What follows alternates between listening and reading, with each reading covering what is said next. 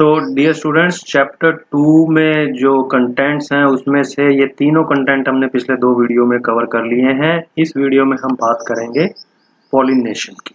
Video 1 और video 2 में जो कुछ हमने देखा था उसकी हम रिवीजन कर लेते हैं। Parts of flower, male reproductive part जिन्हें एंड्रोशियम बोलते हैं और फीमेल रिप्रोडक्टिव पार्ट जिसे गायनोशियम बोलते हैं। गायनोशियम में हमने पिछले वीडियो में देख लिया कार्पल पिस्टिल, दोनों में क्या रिलेशनशिप है और क्या पार्ट्स होते हैं। स्टिग्मा स्टाइल ओवरी, ओवरी के अंदर एक खाली जगह होती है जिसे ओवेरियन कैविटी बोलते हैं। लोक्यूल इसका नाम होता है। लोक्यूल में एक प्लेसेंटा होता है, प्लेसेंटा से अटैच होता है ओव्यूल और जिस स्ट्रक्चर से अटैच होता है उसे बोलते हैं फ्यूनिकल। जिस जगह पे ओव्यूल में अटैच होते हैं उसे बोलते हैं हाइलस। ओव्यूल के बाहर इंटेगुमेंट्स होती हैं 1 या 2 और उन इंटेगुमेंट्स में एक पैसेज की जगह छोटी होती है उसे बोलते हैं माइक्रोपाइल। माइक्रोपाइल के ऑपोजिट साइड में जो ओव्यूल का एंड होता है उसे बोलते हैं कलेजा। ओव्यूल के अंदर न्यूसेलर टिश्यू होता है, न्यूसेलर सेल्स होती हैं, उनमें से कोई एक सेल बनती है megaspore mother cell. Megaspore mother cell में मियोसिस होती है जिससे 4 मेगास्पोर बनते हैं, लेकिन उन 4 में से 3 डीजनरेट हो जाते हैं और एक फंक्शनल मेगास्पोर बनता है जो हैप्लॉइड होता है। फंक्शनल मेगास्पोर फर्दर डेवलप होता है एम्ब्रियो सैक में जिसमें 8 न्यूक्लियस 7 सेल्स होती हैं और एम्ब्रियो सैक को बोलते हैं फीमेल गमीटोफाइट। इस फीमेल गमीटोफाइट में 3 एंटीपोडल सेल्स, एक सेंट्रल सेल, 2 सिनर्जिड और एक एक्सेल होती है। सेंट्रल सेल में 2 पोलर न्यूक्लियाई होती है। ये जो एक्स सेल है ये फीमेल गैमीट को रिप्रेजेंट कर रहा है।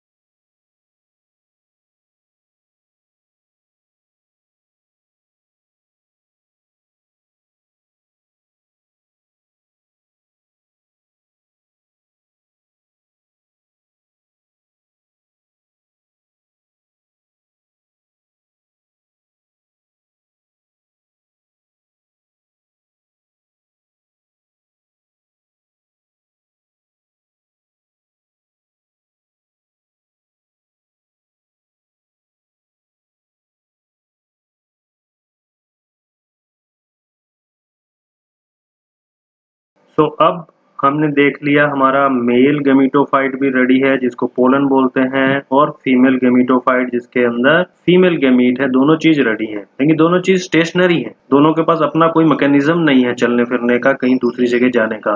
तो अब हमने दोनों को एक दूसरे के पास पहुंचाना है। फीमेल पार्ट तो कहीं अपनी जगह से हिल नहीं सकता, वो तो ओवरी के अंदर फिक्स है। तो जो पोलन ग्रेन है वो ही फीमेल गेमिटोफाइट के पास जाएगा, फीमेल गेमीट के पास जाएगा, और इस प्रोसेस को बोलते हैं पॉलिनेशन। तो पॉलिनेशन के बारे में बात कर लेते हैं। Both the gametes are non motile. The transfer of pollen grains from anther to stigma is known as pollination. दो टाइप के फ्लावर्स होते हैं डियर स्टूडेंट्स, या तो जिनमें फूल खिलते हैं, जिनमें फूल नहीं खिलते हैं। फूल होते हैं लेकिन खिलते नहीं है। पहले जिनमें ओपन फ्लावर्स होते हैं, एक्सपोज्ड एंथर्स एंड स्टिग्मा, इनको टेक्निकली बोलते हैं chasmogamous flowers. Chasmo means open, visible. दूसरे क्लोज फ्लावर्स होते हैं क्लिस्टोगैमस। क्लिस्टो मीन्स हिडन, जो खुलते नहीं है। वायोला, ऑक्सैलिस, कोमेलिना, ये तीन एग्जाम्पल आपको याद करने हैं। वायोला कॉमन पेंसी, ऑक्सैलिस को खट्टी बूटी बोलते हैं, और कोमेलिना डे फ्लावर, ये तीन एग्जाम्पल ऐसे हैं जिनमें दोनों टाइप के फ्लावर होते हैं। ये पिक्चर दिखा रही है वायोला प्लांट कॉमन पेंसी के ओपन फ्लावर्स चैस्मोगैमस, ये इसके क्लिस्टोगैमस फ्लावर्स। ये एनसीईआरटी पेज नंबर 28 के ऊपर जो फिगर दी हुई है 2.9 क्लिस्टोगैमस फ्लावर्स दिखाए हैं, उसमें इस प्लांट का नाम नहीं लिखा। ये प्लांट है कोमेलिना, ये इसके चैस्मोगैमस फ्लावर हैं, ये इसके क्लिस्टोगैमस फ्लावर्स हैं। इस डायग्राम से हमें क्लियर हो रहा है कि ये जमीन के नीचे जो फ्लावर्स लगे हैं वो क्लिस्टोगैमस फ्लावर्स हैं। ये जो क्लिस्टोगैमस फ्लावर्स हैं इनमें बाय डिफॉल्ट सेल्फ पॉलिनेशन होती है, क्योंकि इनके तो सब कुछ अंदर ही है, खुल तो रही नहीं है बाहर एनवायरनमेंट को। तो जो पॉलिनेशन हो रही है वो उसी के एंथर से उसी के स्टिग्मा पे पोलन पहुंच रहे हैं, इसे बोलते हैं सेल्फ पॉलिनेशन। टेक्निकली इसको बोलते हैं ऑटोगैमी। और क्लिस्टोगैमस फ्लावर्स में ये कंपलसरी है, कोई और तरीका है ही नहीं। अब आप बताएं ए, बी एंड सी। अब हम बात कर रहे हैं ओपन फ्लावर्स चैस्मोगैमस फ्लावर्स की। तो इसमें तीन तरीके से हो सकती है, या तो उसी फूल के एंथर से उसी फूल के स्टिग्मा पे, एक फूल के एंथर से दूसरे फूल के स्टिग्मा पे जो फूल उसी पौधे पे है, या इस पौधे के एंथर इस पौधे के स्टिग्मा पे पहुंचे। तीन तरीके से ओपन फ्लावर्स में पॉलिनेशन होती है। पहले को बोलते हैं ऑटोगैमी, बी को बोलते हैं गिटोनोगैमी, और तीसरे को बोलते हैं जीनोगैमी। याद कर लीजिए, auto means self, geitono means neighbour, पड़ोसी। गिटोनो याद रखने के लिए गेट याद कर सकते हो आप, गेट मिलते हैं किनके, पड़ोसियों के। तो गिटोनोगैमी। जीनो मीन्स फॉरेन, यानी कोई दूसरा पौधा। गिटोनोगैमी और जीनोगैमी को इकट्ठा करके बोलते हैं allogamy. Allo means different, flower different, same पौधे पे हो या दूसरे पौधे पे हो, उसको बोलते हैं allogamy. Xenogamy is cross pollination. Autogamy की हम बात कर लेते हैं। ये तीनों मैंने आपको याद रखने के लिए फ्लावर्स आपको दिखा दिए, जिनमें दोनों किस्म के हमने पीछे बात की थी। दोनों किस्म के फ्लावर्स होते हैं, वॉयला कॉमन पेंसी, ऑक्सैलिस खट्टी बूटी, कोमेलिना डे फ्लावर, और ये खट्टी बूटी का क्लिस्टोगैमस फ्लावर दिखा दिया। Autogamy self pollination, anther stigma should be close to each other, एक दूसरे के नजदीक होने चाहिए तभी सेल्फ पॉलिनेशन पॉसिबल है। और सिंक्रोनी होनी चाहिए पोलन रिलीज में और रिसेप्टिविटी ऑफ स्टिग्मा में। सिंक्रोनी का मतलब दोनों एक साथ होने चाहिए ये काम। Complete autogamy is rare even in normal flower with open and expose stigma and anther. क्यों कंप्लीट ऑटोगैमी नहीं होने देती नेचर, इसके बारे में आगे बात करेंगे। एनसीईआरटी पेज नंबर 28 के ऊपर एक सवाल पूछा हुआ, do you think that cleistogamy is advantageous और disadvantageous to the plant and why. Cleistogamy means जिसमें फ्लावर बंद है और सेल्फ पॉलिनेशन सेल्फ फर्टिलाइजेशन हो रहा है, उस वो फायदेमंद है या नुकसानदायक है, ये इसका आंसर है, आप लिख लीजिए। फायदे क्या क्या हैं क्लिस्टोगैमी के, एश्योरेंस ऑफ फर्टिलाइजेशन, दूसरा development of pure lines, pure line का मतलब होता है सेम जेनेटिक मटेरियल जो ब्रीडिंग प्रोग्राम्स में यूजफुल होता है, रिसर्च में, एक्सपेरिमेंट्स करने में हमें चाहिए होता है प्योर जेनेटिक मटेरियल। तीसरा इसका फायदा है there is no need of pollinator, इसको कोई एजेंट नहीं चाहिए पॉलिनेशन के लिए। लेकिन डिसएडवांटेज क्या है, इससे वेरिएशंस प्रोड्यूस नहीं होती, और ये वेरिएशंस बहुत जरूरी होती हैं अडेप्टेबिलिटी के लिए। जो भी एनवायरनमेंट में चेंज हो रहे हैं उसमें अडेप्ट करने के लिए ऑर्गेनिज्म को भी कुछ वेरिएशंस प्रोड्यूस करनी पड़ती हैं, लेकिन इस क्लिस्टोगैमी की वजह से वो वेरिएशंस प्रोड्यूस नहीं हो सकती। गिटोनोगैमी समझ आ गया हमें, जिनके गेट आसपास हैं, नेबर्स हैं, यानी दो फूल एक पौधा। फंक्शनली ये क्रॉस पॉलिनेशन है, फंक्शनली क्रॉस पॉलिनेशन है और जेनेटिकली सेल्फ पॉलिनेशन है। फंक्शनली मीन्स फूल दोनों अलग अलग हैं, क्रॉस हो रहा है, लेकिन जेनेटिकली दोनों का जेनेटिक मटेरियल तो सेम ही है, इसलिए ये जेनेटिकली सेल्फ पॉलिनेशन है। जीनोगैमी की अगर हम बात करें, ओनली पॉलिनेशन जिसमें जेनेटिकली डिफरेंट पोलन ग्रेन्स आते हैं और वेरिएशंस प्रोड्यूस होती हैं, ये याद रखना है। पेज नंबर 28 के ऊपर फिगर 2.9 ए एंड बी में लिखा है self pollinated flowers and cross pollinated flowers. इनके नाम नहीं दिए हैं, ये एग्जाम्पल एग्जाम में पूछे जाते हैं, लिख लीजिए। अब इन एनिमेशंस में मुझे बताइए ऑटोगैमी, गिटोनोगैमी, जीनोगैमी कहाँ कहाँ हो रही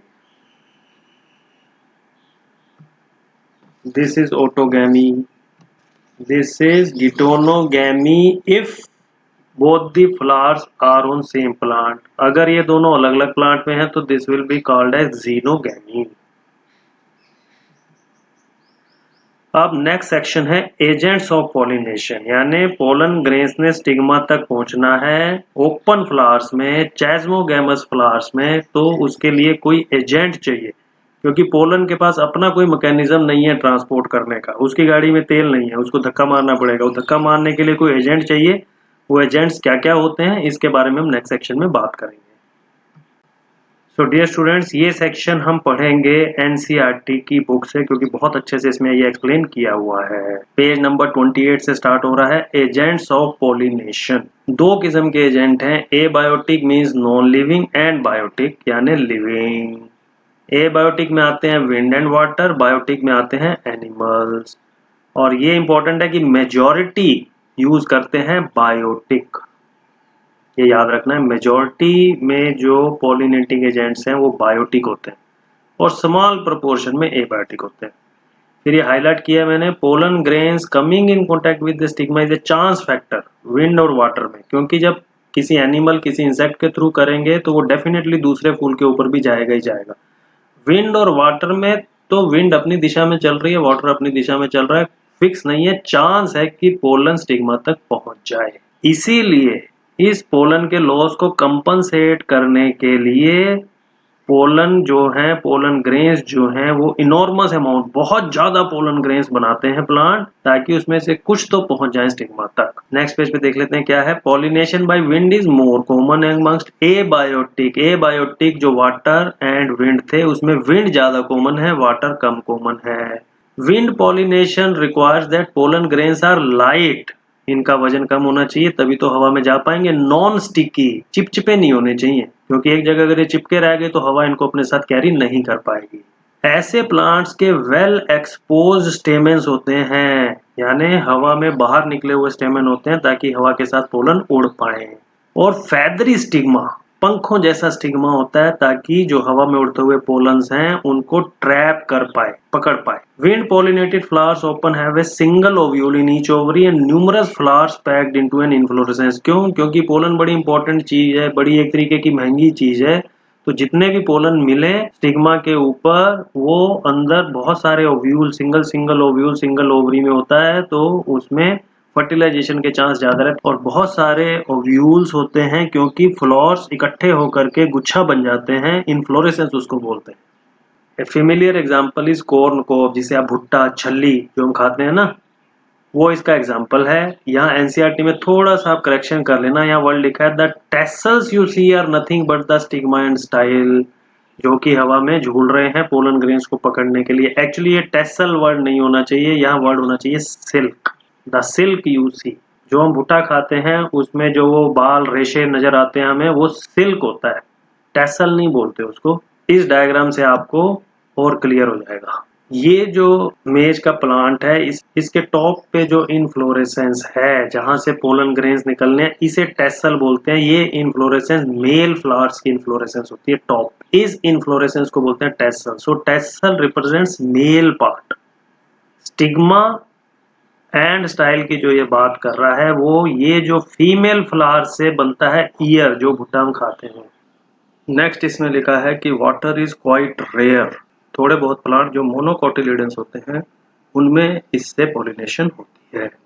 एल्गी, ब्रायोफाइट्स एंड टेरिडोफाइट्स, इसमें मेल गमीट को ट्रांसपोर्ट के लिए चाहिए होता है वाटर, लेकिन इसको पॉलिनेशन नहीं बोलते हम, क्योंकि ये पोलन नहीं, मेल गमीट की ट्रांसपोर्ट होती है। और यहाँ आगे इसने कई बार ये सीबीएसई में पूछा हुआ है सवाल कि some bryophytes and pteridophytes limited distribution होता है, ज्यादातर वाटर बॉडीज के आसपास ही ये मिलते हैं। क्यों?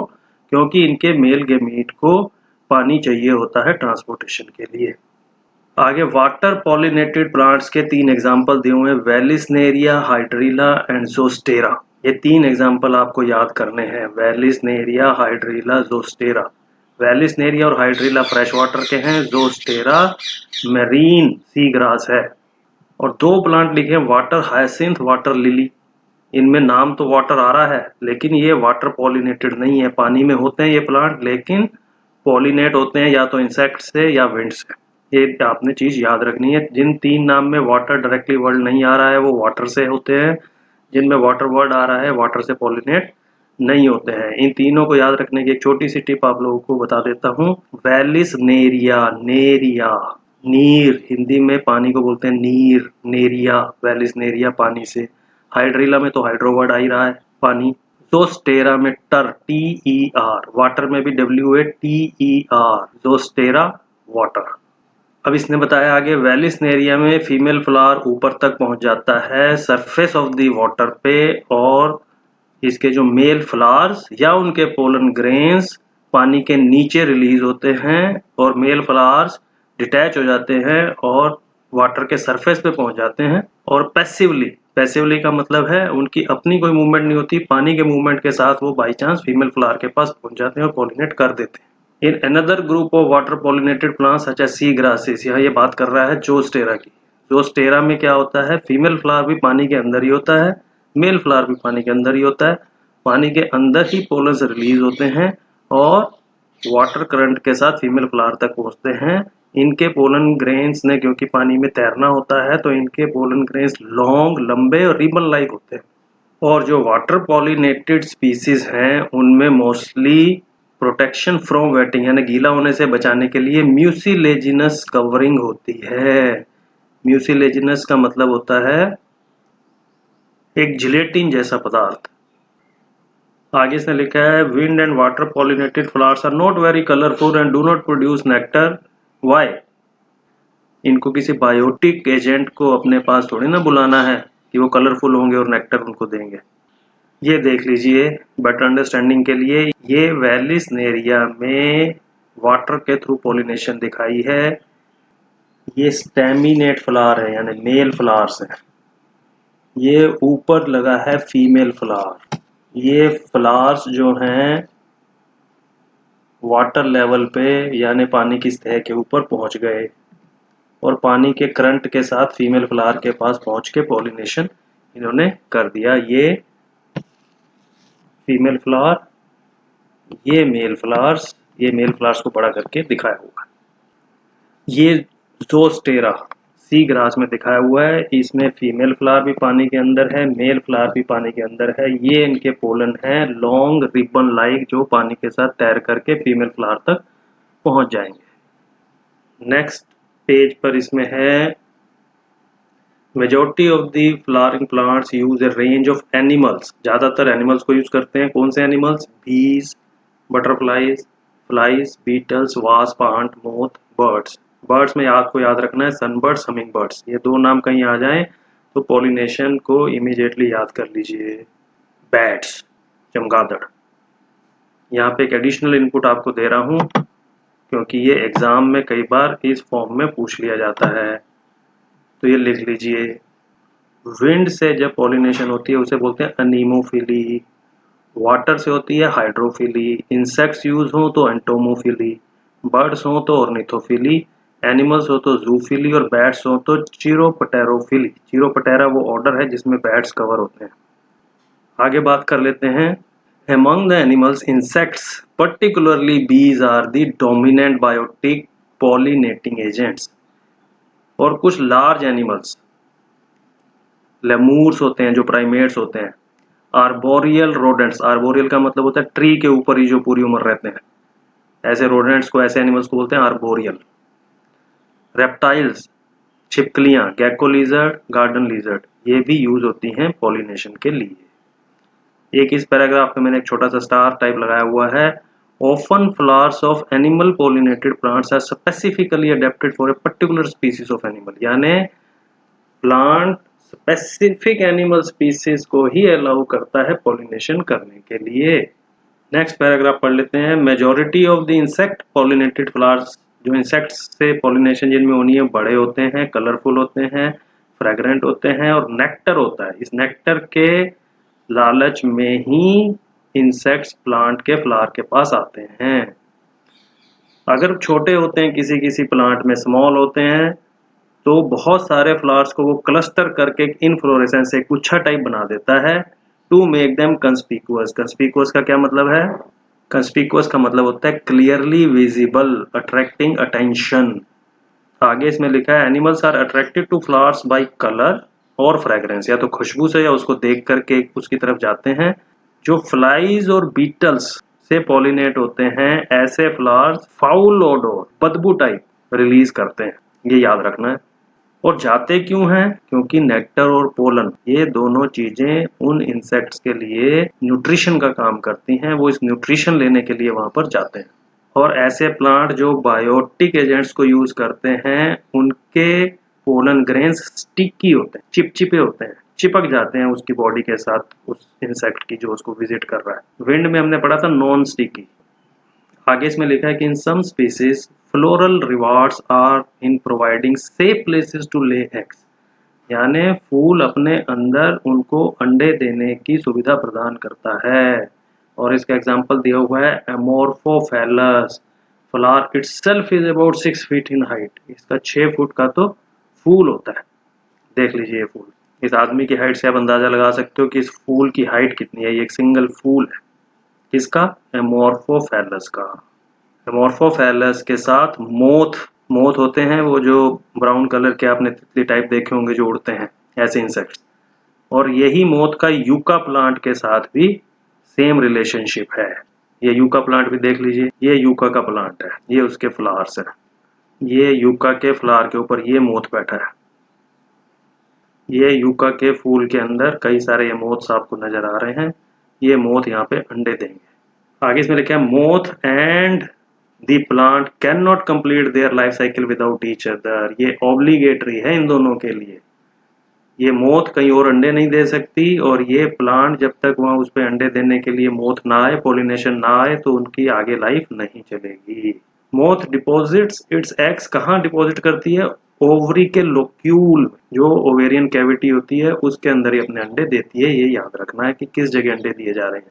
नेक्स्ट पैराग्राफ में ये बहुत इंपॉर्टेंट नहीं है इसलिए मैंने काट दिया है। इसमें ये एक चीज इंपॉर्टेंट आई है, many insects may consume pollen और the nectar without bringing about pollination. Pollination तो करेंगे नहीं, लेकिन नेक्टर का फायदा उठा लेंगे। Such floral visitors are referred to as pollen और नेक्टर रोपर्स। अब नेक्टर को कैसे लूट लेते हैं ये मैं आपको दिखाता हूँ। ये देखिए, ये एक फूल है। इस फूल में जो ये बी पार्ट है, ये रिप्रोडक्टिव पार्ट है। यहाँ पे पोलन्स अवेलेबल है, स्टिग्मा अवेलेबल है। तो वो इंसेक्ट यहाँ तो टच करता नहीं है। ये जो पोर्शन है जहाँ नेक्टर होता है, नेक्टरी ग्लैंड्स होती हैं, सीधा इस पोर्शन से नेक्टर ले लेता है।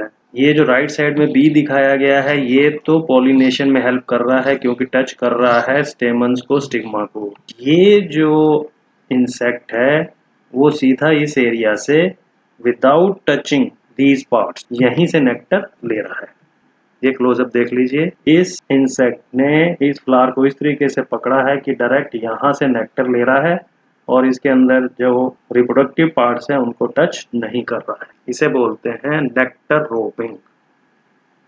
नेक्स्ट इसमें दिया हुआ है हेडिंग इस सेक्शन का, out breeding devices. Out breeding एक होती है इन ब्रीडिंग। इन ब्रीडिंग का मतलब है same genetic material next generation में भी जाता रहे ब्रीडिंग के बाद।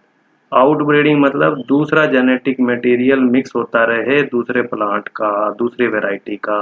तो प्लांट्स में अगर कंटिन्यूअसली इन ब्रीडिंग होती रहे, जैसे क्लिस्टोगैमस में हमने बात की थी कि इससे क्या नुकसान होता है, इन ब्रीडिंग होने से जेनेटिक वेरिएशंस प्रोड्यूस नहीं होती और नेक्स्ट जनरेशन में सेम जीन्स जाते हैं और उनके जो रिसेसिव जीन्स होते हैं उनको एक्सप्रेस करने का मौका मिलता है। अडेप्टेबिलिटी उस ऑर्गेनिज्म की, उस प्लांट की इस तरीके से कम होती जाती है। तो ऐसे प्लांट्स जिनमें मेल और फीमेल दोनों किस्म के फ्लावर्स हैं या जिनमें एक ही फ्लावर में मेल फीमेल दोनों पार्ट हैं, तो ऐसे प्लांट्स भी कुछ ऐसा मैकेनिज्म अपनाते हैं कि उनमें ये इनब्रीडिंग ना हो।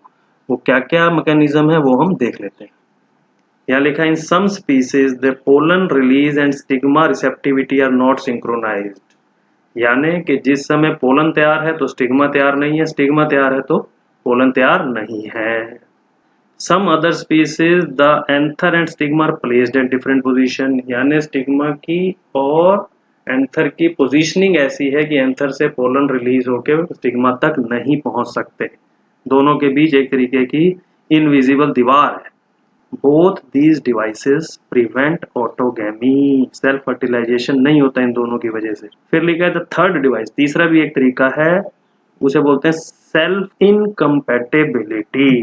ये इंपॉर्टेंट वर्ड है, सेल्फ इनकम्पैटिबिलिटी। ये जेनेटिक मैकेनिज्म है, यानी जेनेटिकली स्टिग्मा को कोई ऐसी ताकत दे दी गई है कि वो अपने पोलन को पहचान ले और उसको जर्मिनेट ना होने दे। फिर एक चौथी टाइप की डिवाइस की भी बात कर रहा है। Another device to prevent self pollination is production of unisexual flowers. यानी जो फ्लावर्स हैं वो एटलीस्ट यूनिसेक्सुअल हो जाएं। If both male and female flowers are present on the same plant, castor में और मेज, जिसकी हमने मेज की पहले भी बात की थी, तो ऐसे प्लांट्स में ऑटोगैमी तो प्रिवेंट हो जाएगी क्योंकि सेम फ्लावर का नहीं होगा, लेकिन गिटोनोगैमी तो फिर भी हो सकती है कि उसी प्लांट के किसी दूसरे फ्लावर के साथ पॉलिनेशन हो जाए। जो पपाया है, ये एग्जाम्पल इंपॉर्टेंट है, नीट में कई बार पूछा गया है। पपाया में male and female flowers are present on different plants, dioecious होता है। This condition prevents autogamy as well as geitonogamy. और यहाँ पे ये एडिशनल इनपुट आपको दे रहा हूं मैं, ये भी अपनी नोटबुक में आप नोट कर लें। Dichogamy, herkogamy, self incompatibility and unisexuality, ये चार आउट ब्रीडिंग डिवाइसेस हैं। डाइकोगैमी, डाइको का क्या मतलब होता है? अपार्ट, डिस्टेंट, एक दूसरे से अलग टाइम पे, they are apart by time, dichogamy. Herkogamy, herko का मतलब होता है वॉल, यानी जिनके बीच में कोई अदृश्य दीवार है, उनकी दोनों की पोजीशनिंग ऐसी है कि दोनों एक दूसरे से नहीं मिल सकते हैं। ऐसी आउटब्रीडिंग डिवाइस को बोलते हैं हर्कोगैमी। तीसरा सेल्फ इनकम्पैटिबिलिटी और यूनिसेक्सुअलिटी को हमने डिस्कस कर लिया। अब नेक्स्ट सब सेक्शन है पोलन पिस्टिल इंटरेक्शन। यानी अब पोलन जो है किसी भी तरीके पिस्टिल के ऊपर पहुंच गया, यानी स्टिग्मा के ऊपर लैंड हो गया। अब इनमें आपस में क्या इंटरेक्शन होती है? Pollination does not guarantee the transfer of the right type of pollen. भाई स्टिग्मा तो ओपन ऐसे बैठा है हवा में, उसके ऊपर विंड से, वाटर से, इंसेक्ट से दूसरे किसी किस्म के भी तो पोलन आके गिर जाएंगे। तो ये जरूरी थोड़ी ना है कि उसी स्पीसीज का पोलन आकर के गिरेगा। Often pollen of the wrong type either from other species और from the same plant if it is self incompatible land on the stigma. The pistil has the ability to recognise the pollen, उसको पहचान करने की उसमें ability है। Whether it is of right type, compatible है कि नहीं है, या इनकम्पैटिबल है।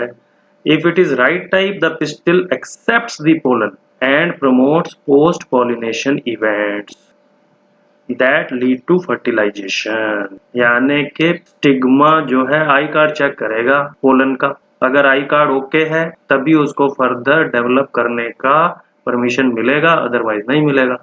If the pollen is wrong type the pistil rejects the pollen by preventing pollen germination on the stigma। और the pollen tube growth in the style. अगर germinate कर भी गया तो अपने स्टाइल के अंदर वो पोलन ट्यूब को ग्रो नहीं करने देगा। The ability of the pistil to recognize the pollen followed by its acceptance or rejection is the result of a continuous dialogue between pollen grain and pistil। यानी pollen grain और pistil के बीच continuous dialogue, बातचीत हो रही है। बातचीत हो कैसे रही है? ये है केमिकल कंपोनेंट्स, दोनों के कुछ केमिकल कंपोनेंट्स होते हैं, वो आपस में इंटरेक्ट करते हैं और ये डिसाइड करते हैं कि कंपैटिबल हैं कि नहीं है। नेक्स्ट पैरा है as mentioned earlier following compatible pollination. यानी कंपैटिबल भी हो गया, पॉलिनेशन कंपैटिबल है, पोलन को ग्रो करने की परमिशन मिल गई है। पोलन ग्रेन जर्मिनेट करता है स्टिग्मा के ऊपर और pollen tube through one of the germ pores, एक जर्म पोर से पोलन ट्यूब निकलती है। Contents of the pollen grain move into the pollen tube. जो पोलन ग्रेन के कंटेंट्स थे पोलन ट्यूब में मूव करते हैं। कंटेंट्स थे ही क्या? एक उसमें जनरेटिव सेल थी, एक उसमें वेजिटेटिव सेल का न्यूक्लियस था। वेजिटेटिव सेल से ही तो पोलन ट्यूब निकली है, तो वो वेजिटेटिव सेल का न्यूक्लियस और जनरेटिव सेल पोलन ट्यूब में एंटर हो जाते हैं। Pollen tube grows through the tissues of the stigma and style and reaches the ovary. ये जो टिश्यू स्टाइल के अंदर ये जो टिश्यू है जिसके थ्रू ये पोलन ट्यूब पास हो रही है उसे बोलते हैं ट्रांसमिशन टिश्यू। नोट कर लें क्योंकि एनसीईआरटी में नहीं लिखा हुआ transmission tissue. You would recall that in some plants pollen grains are shed at two-celled condition, vegetative cell and generate cell। ये भी करेक्ट कर लें, या जनरेटिव सेल होता है, जनरेट सेल कोई वर्ड नहीं होता। In such plants, generative cell divides and forms the two male gametes during the growth of pollen tube in the stigma। यानी जब पोलन ट्यूब के अंदर ये जनरेटिव सेल एंटर हो गई और ये स्टिग्मा से स्टाइल में एंटर हो गए और स्टाइल से ये चल पड़े हैं ओवरी की तरफ, उस समय इसमें माइटोसिस होती है और जनरेटिव सेल माइटोसिस से दो मेल गैमीट, दो स्पर्म्स बना देती है। और ऐसे प्लांट जो 3 सेल्ड में ही हो रहे हैं तो उसमें शुरू से ही दो मेल गैमीट चलते हैं। Pollen tube after reaching the ovary, अब ये ओवरी के पास पोलन ट्यूब पहुंच गई। Enters the ovule through micropyle, micropyle से ओव्यूल में एंटर हो जाएगी। And then enters one of the synergids, उसके बाद सिनर्जिड में एंटर होगी किसी एक में, क्योंकि वहां फाइलीफॉर्म अपरेटस नाम की एक चीज है जो इसको गाइड कर रही है, इसको रास्ता बता रही है कि आपने श्रीमान इधर जाना है। Many research studies have shown that filiform apparatus present at the micropylar part of the synergids guides the entry of the pollen tube. All these events, from pollen deposition on the stigma until pollen tube enters the ovule, are together referred to as pollen pistil interaction। अगर pollen pistil interaction की definition पूछ लें तो ये लिख देनी है आप। As pointed out earlier, pollen pistil interaction is a dynamic process involving क्या क्या होता है? pollen recognition followed by promotion or inhibition of the pollen।